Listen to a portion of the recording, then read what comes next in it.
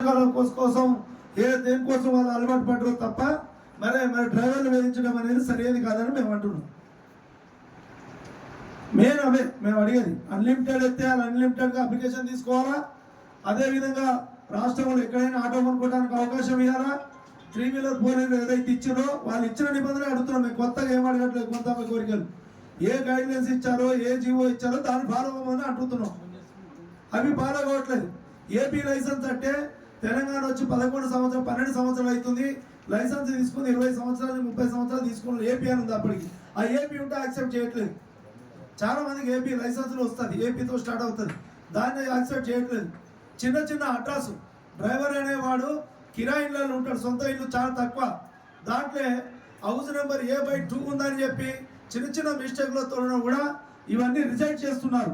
వాళ్ళ licence, Aadhaar card, pan card, election card, bank passbook అన్నీ okay అయిన తర్వాత చిన్న A/2 లేదనో A/1 లేదనో ఈ చిన్న చిన్న తప్పులో రిజెక్ట్ చేస్తున్నారు. ఇది సరైనది కాదు. వాళ్ళు బండ్లు కొనుక్కుంటూ పైసలు ఇచ్చాయి.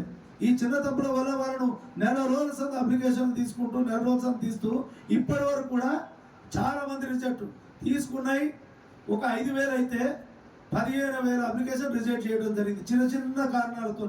ఏపీ లైసెన్స్ అని అందులో ఇట్లాంటివి ఉన్నాయని చెప్పి. ఏపీ లైసెన్స్ అంటే ఆంధ్రప్రదేశ్ లైసెన్స్ కాదు, జిహెచ్ఎంసీ లిమిట్లో ఉన్న లైసెన్సులు మన తెలంగాణ వాళ్ళే.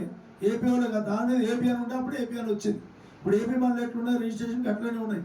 దాన్ని బట్టే అవన్నీ ఈ ఆంక్షలు ఉన్నాయి కాబట్టి ఈ ఆంక్షలని తొలగించాలి. మేము కొత్తగా అడగట్లేదు. జీవో గైడ్లైన్స్ ఇచ్చింది ప్రభుత్వం.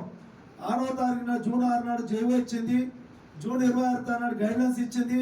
దాని ప్రకారమే నడుచుకోమంటున్నాం. వాళ్ళు సొంతంగా సాఫ్ట్వేర్ని అప్డేట్ చేసి డ్రైవర్లు ఇబ్బంది చేయట్లేదని చెప్పి మేము మీ ద్వారా కోరుతున్నాం.